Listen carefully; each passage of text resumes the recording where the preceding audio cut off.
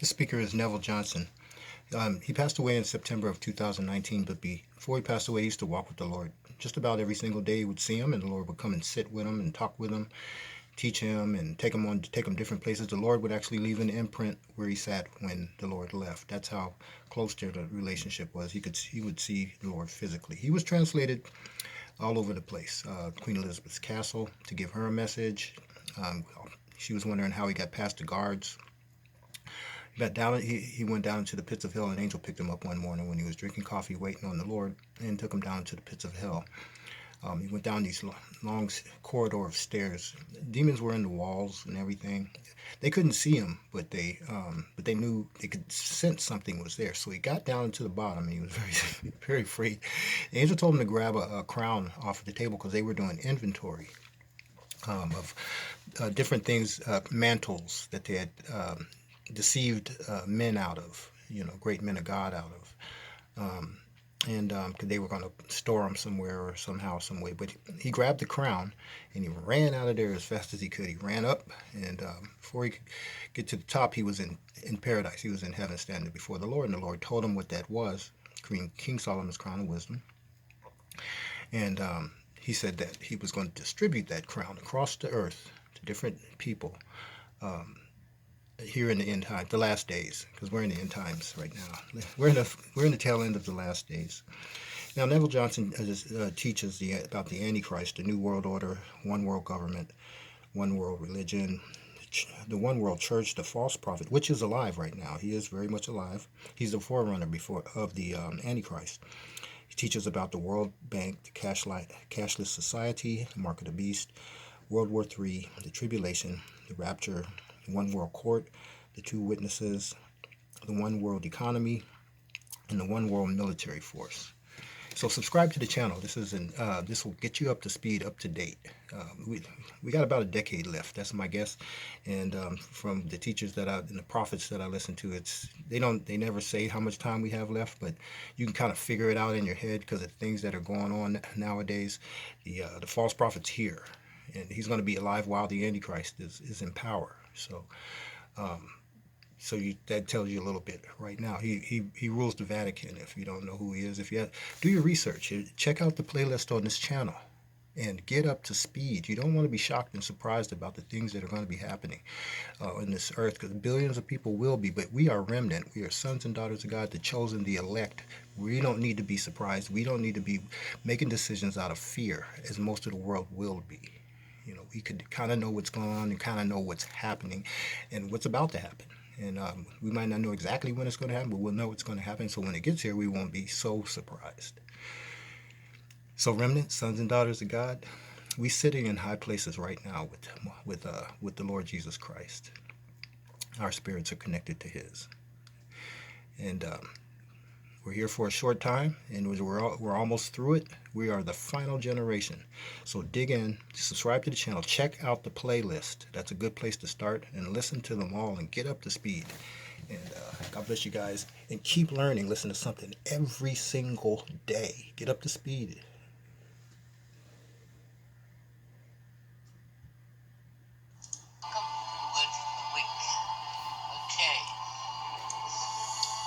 Did you know that the First World War ended? That's the First World War, not the Second. The First World War ended on the 11th hour of the 11th day of the 11th month 100 years ago. Let me say that again. First World War ended, officially was announced, ended on the 11th hour of the 11th day of the 11th month 1918, 100 years ago. Now, that has got to be prophetic. Okay? The clock is ticking. The 11th hour, we're in the 11th hour before midnight. It started 100 years ago. You see, we talked before about the 12 virgins, Matthew 25:1. Then the kingdom of heaven is like unto rather 10 virgins, took their lamps, went out to meet the bridegroom. But it's interesting, this 5 were wise, 5 were foolish. Those who were foolish took their lamps with no oil in them. There was no presence of the Lord with them. But the wise took oil in their vessels with their lamps. But while the bridegroom was delayed, they all slumbered and slept. These were Christians. You see, they were all virgins. They were Christians. They were asleep, like many in the church today. Then it says this. Now listen to me. It says, but at midnight. Why do you see midnight? At midnight a cry was heard. Behold, the bridegroom is coming. Go you out to meet him. But then all those virgins who arose and trimmed their lamps. Then the foolish said to the wise, give us some of our oil for our lamps, because our lamps are going out. But the wise answered and said, we can't. No, lest there should be not enough for us and you. But go rather to those who sell and buy for yourselves. And when they went to buy, the bridegroom came, and the door was shut. Oh, afterwards they came and said, Lord, open the door, Matthew 25:11. But he answered and said, it's too late. Watch therefore, for you know neither the day nor the hour when the Son of Man coming. We'll never know the exact day or the exact hour. Jesus was specific at that. But we'll know when we're getting close. And so, 100 years ago, a clock started to tick. 11th hour of the 11th day of the 11th month, 1918. 100 years ago, the clock ticked 11 o'clock. Then the countdown to the end began. Now we can speculate and all kinds of things with this, but we need to understand that we are at the end of the age. We don't have another 20, 30, 40, 50, 60 years. We're at the end of the age, the end of the 6th day, and we need to understand that. There are all kinds of doctrines being propagated that assert the coming of the Lord could be another 50 years away. This has a slumbering effect on the church. We know we've come to the 6th day, 6,000 years from Adam. We know and we understand that. And we're in a time period now called the Kingdom Age. And the Royal Age, the Kingdom Age, is upon us. Now, can you remember Esther? We talked about this quite a while back now. Esther, in Esther chapter 4 and verse 14, it says, but if you remain completely silent at this time, relief and deliverance will arise to the Jews from another place, that you and your father's house will perish. Yet, who knows whether you come to the kingdom for such a time as this? There is a specific time God is coming. The Lord is going to return. And we cannot be asleep during that period. We don't know the day or the hour. But we know it is very close. The clock is ticking down. You see? Well, if you are alive today and you come to his kingdom with destiny, purpose for such a time as this, but you can either be asleep or you can rise up into it. Time can't change for you. Great men and women have fulfilled outstanding destinies throughout the church age, throughout the years, the ages. But this generation is different. This generation is privileged to be a part of the company of people who have special destinies and will see the return, the coming of the Lord. The early church was given a mandate to initiate the commence of the church age. You and I are living at the end of the age. We have a mandate to reap the harvest and bring back the Lord into this earth. You see, Esther, remember, went through a lot of stages of preparation which prepared her for the kingdom age. She was to be on the throne in the kingdom age. And the scenario was this, that Satan was about to annihilate the Jewish people. Esther went through first a routine of purification. There were 7 stages. One, she went into the house, what they call the house of the women, Esther 2:3, a house of the women. And it says that let things be given for them in this place. In Esther 2 verse 3 said, for their purification. Sounds like a beauty parlor, whatever goes on in there with you women.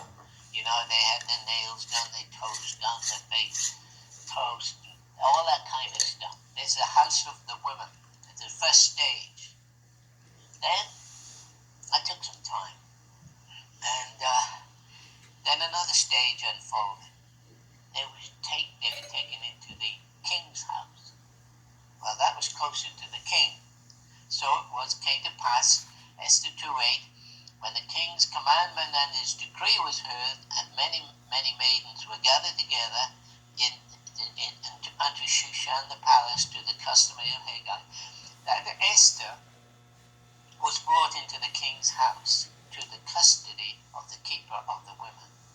Wow, out of all those women, she was brought in now into the king's house. Another stage. Now, you got to smell right to get close to the king. She's been in that situation, getting all that stuff done, 6 months with oil and myrrh and so on, all of those things.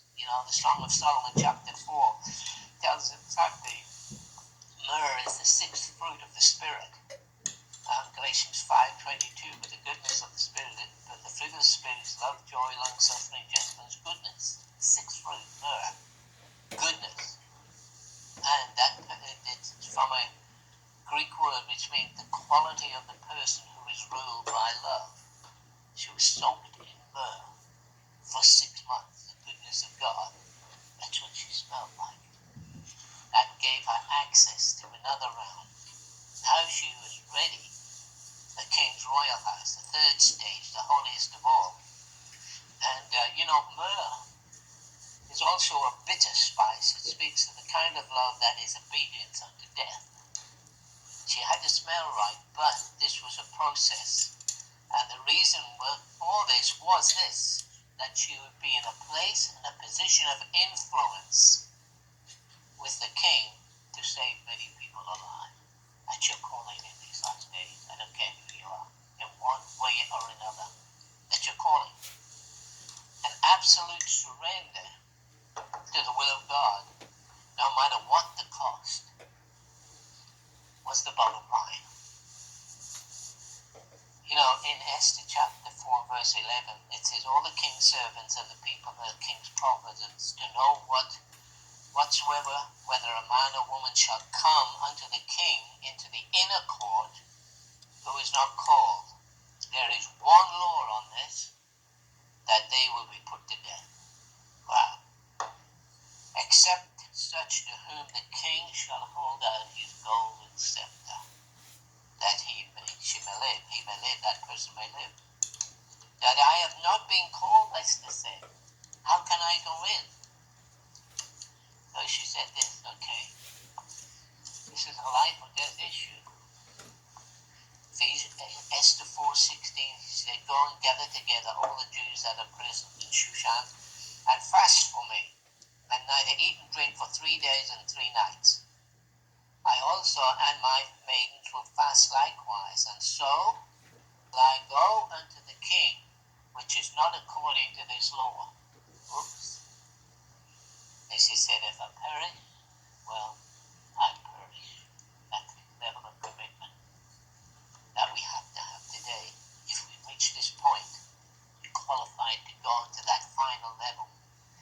And it says Esther was taken into the king's royal house in the 10th day of the month in the 7th year. See, 10 is a number of trials and qualifying. 7 is a number of rest.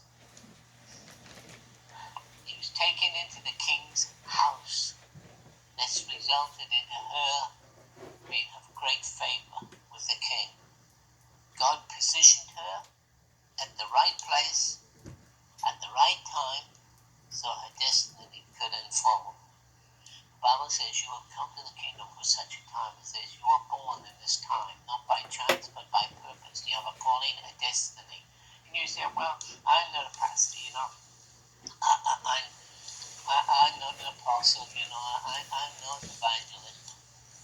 you are something.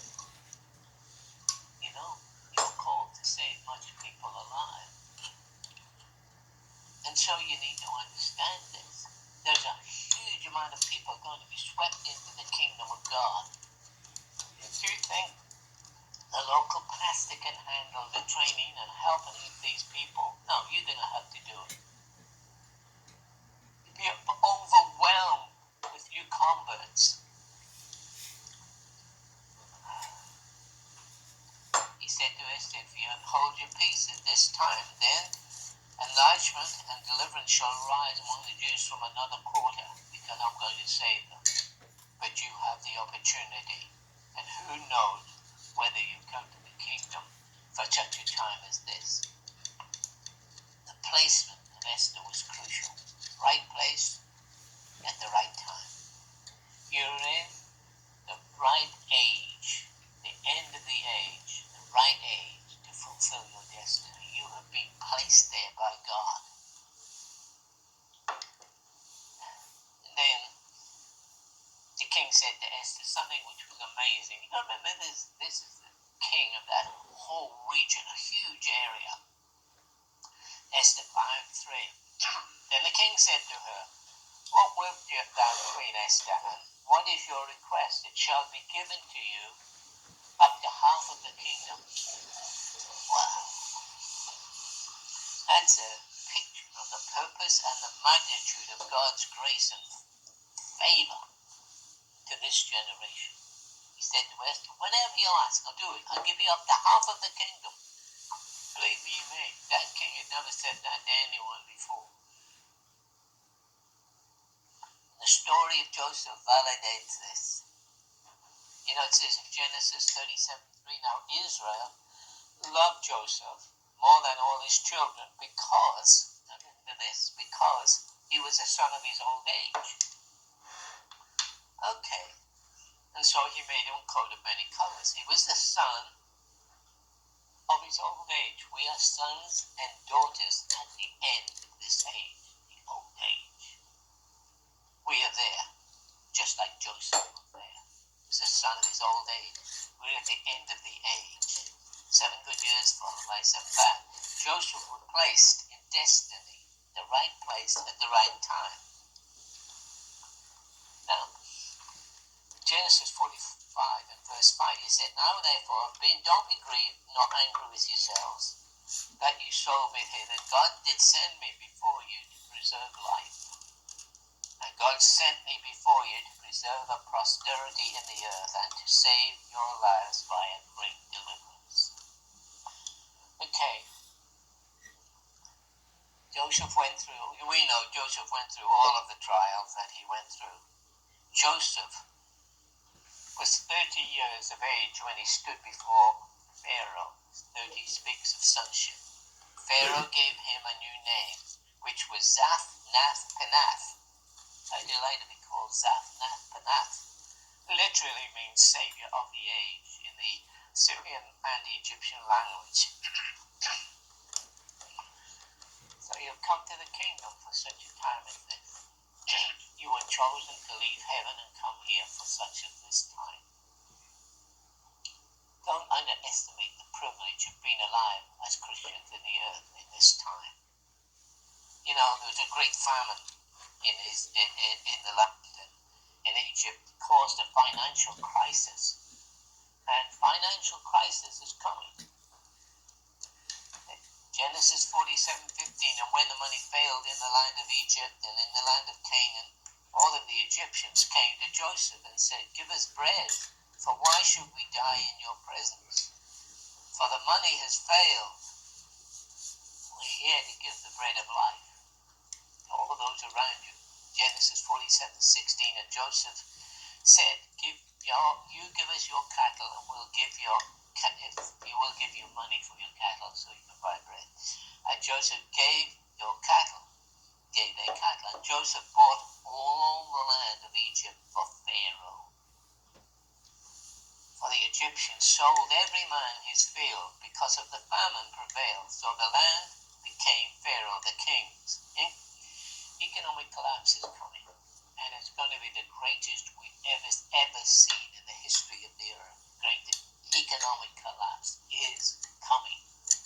But there'll be those in the kingdom who will buy up much land for the kingdom, take advantage of this, prepare a place for God's people to be saved, to come into the kingdom of God, to be taken care of. And so we're right there. You come to the kingdom for such a time as this. It's really, really important to understand. You're not here by chance. You're here by destiny and eternal purposes. For you to be alive in the old age now. Here on this earth. First World War ended on the 11th hour. The 11th day, the 11th month, 1918. 100 years ago. That's extremely significant. The clock is ticking, the 11th hour has been passed. We're on a countdown to midnight. That started 100 years ago. You know, it's really important that we grasp the really significance of this. Mordecai said to Esther, think not with yourself that you will escape the king more than any of the others. So it wasn't very encouraging for her. But she was willing to take the chance, and she was willing to lay down her life to fulfill her destiny. For she had come to the kingdom for such a time as this. What is your life? So where are we in this? Early this week I had an encounter with the Lord, and he said this to me. He said, do you realize next month, the 18th of March is your Jubilee? And I thought, what? I said, no. I knew we were in the area of release of a Jubilee year, but I said to them, what is this? Why is this my Jubilee?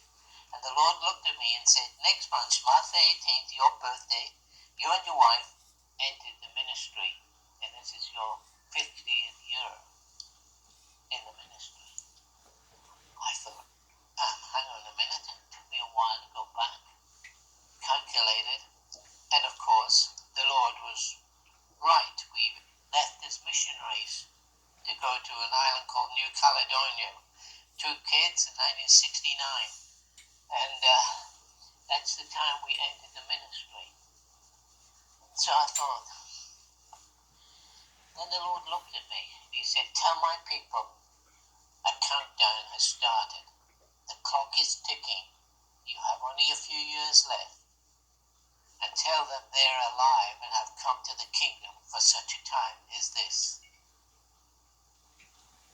Jubilee year 50. Big brain staring into my life says it's just like a vapor. It's here for a minute and it's gone tomorrow. It's time to lay down your life, our lives, in a greater way, a greater surrender. You come to the kingdom for such a time as this.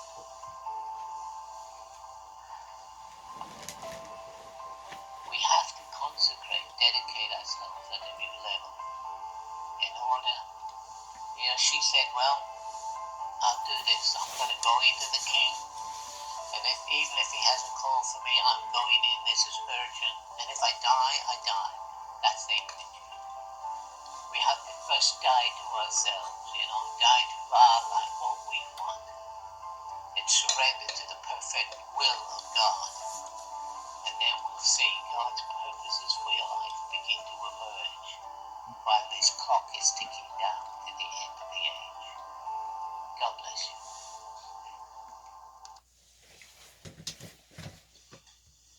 You wanted to be heard. So keep listening to something every single day. Go to the playlist on this channel, turn them on, and listen for it for half an hour, and get up to speed about what's going on around the world. And keep learning, because we are the remnant, sons and daughters of God, chosen high priest after the order of Melchizedek. You're selected to be here in the very last generation. You guys have a great day. Subscribe to the channel and give a thumbs up. Please give a thumbs up so other people around the world can learn like this, of these things. Subscribe. Have a great day.